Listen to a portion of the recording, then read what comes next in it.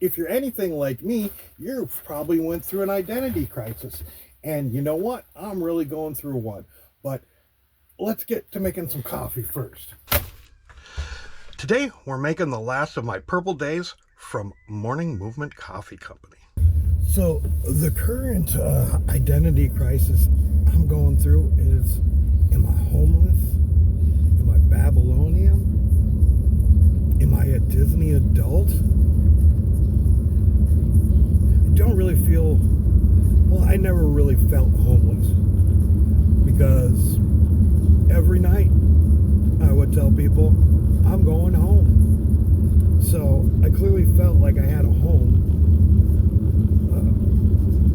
but I also felt like a slabber, you know. Got involved in things, including, you know, getting on the Slab City community group nonprofit. But on there, and I got on there to, you know, when we do get the property from the state, how to make sure that we don't get kicked off. And, you know, because of code concerns, building codes and whatnot. And, yeah, when I was on the nonprofit and brought that up, they all looked at me like I was crazy. So while I felt like I did belong there, I also felt like I didn't belong there. But the interesting thing is that's exactly what is holding up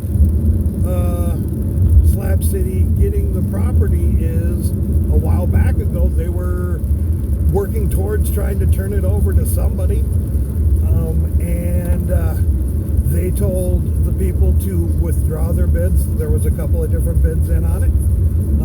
They told everybody to withdraw their bids because it was not, if they sold it to them, that things would change because of building codes. And, you know, now they're struggling, trying to figure out how to make that work. And what they're trying to do is make it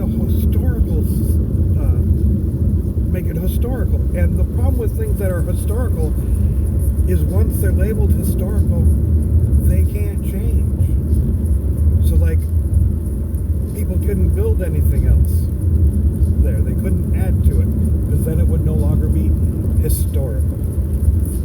But, you know, rather than come ask me, hey, what was that idea you had again? They just kind of pretend like I don't know shit. I have been doing the put my meat in your mouth for, you know, 11 years now. Doing most of that out of my own pocket, you know. But, like, the year that put my meat in your mouth or Christmas fell on a Monday, so we did put your meat in your mouth. I gave away tons of gifts that were donated. I went to the range on New Year's Eve because that's when it was a Monday. Did over 150 different sliders for people. And that year, when it came time to name the prom Queen and King, the following was said: there are no men here doing good things, so I'm gonna have a woman be the king. So yeah, I mean, I get left out on different maps and stuff. So yeah, I don't know that I really feel like I belong as a slabber. And then I started doing the gig delivery work thing.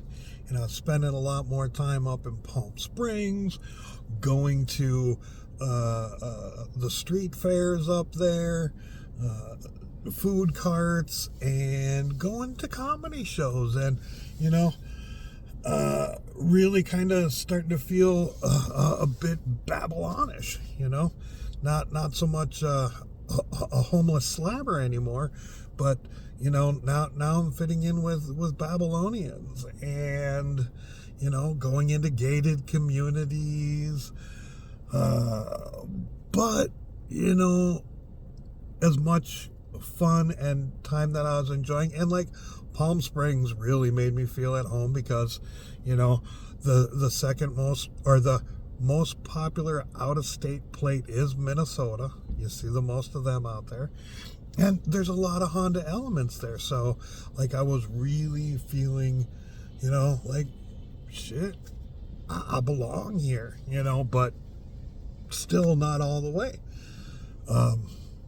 Which is why, because I had explained to people, I was like, yeah, the money that I spend in gas, and the money that I put aside for, put my meat in your mouth and things, I could have an apartment and I could have a Cato Cason apartment in a gated community.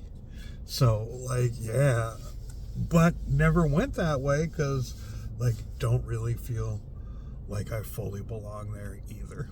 Now, there was one interesting thing that kind of happened in this, I guess, subsection of my Babylon experience and do I belong there? And that is within the comedy sector. I had went to see Jordan Jensen. Didn't really know who she was. Just saw a couple of different things, clips on like YouTube or Facebook Reels, something like that. And I was like, oh, she's funny. I'll go check her out. But she was hilarious.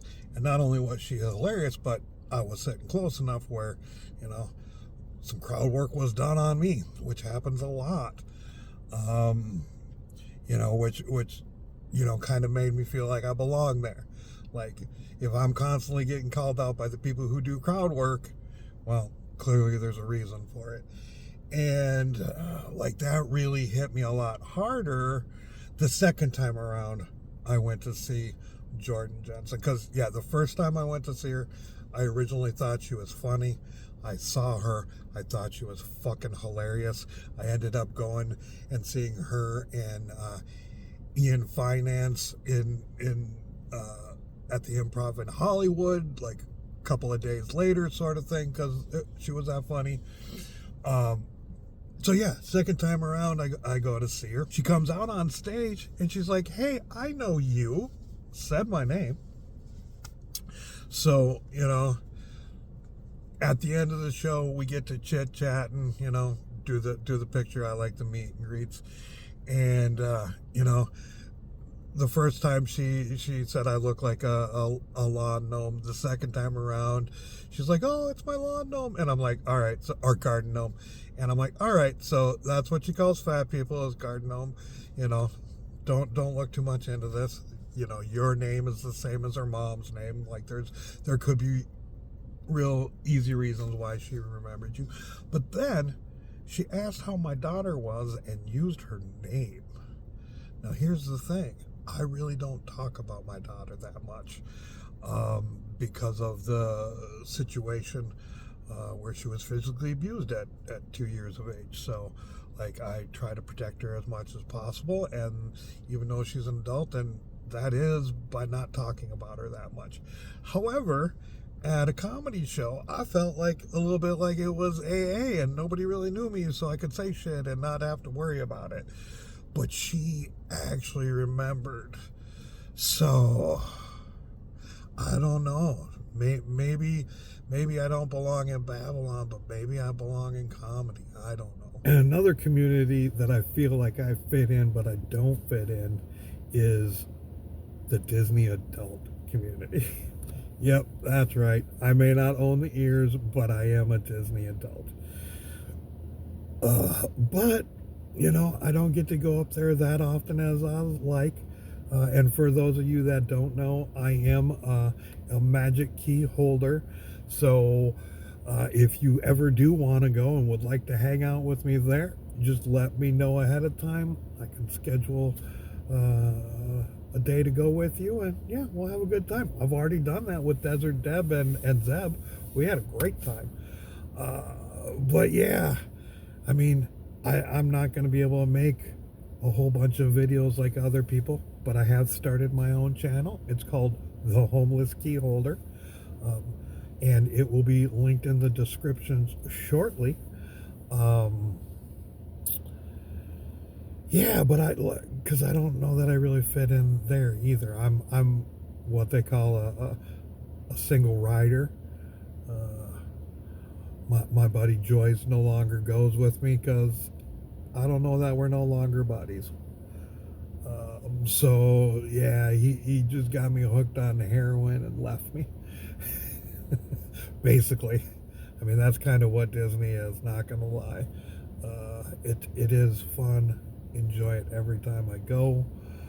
But yeah, like I feel like I belong to all these communities, but don't fully belong to all these communities. So, you know, not sure where I really belong, but I do know one thing. Leader the love with the underdogs on top. And I'm gon' shine, homie, until my heart stop. Go ahead, envy me.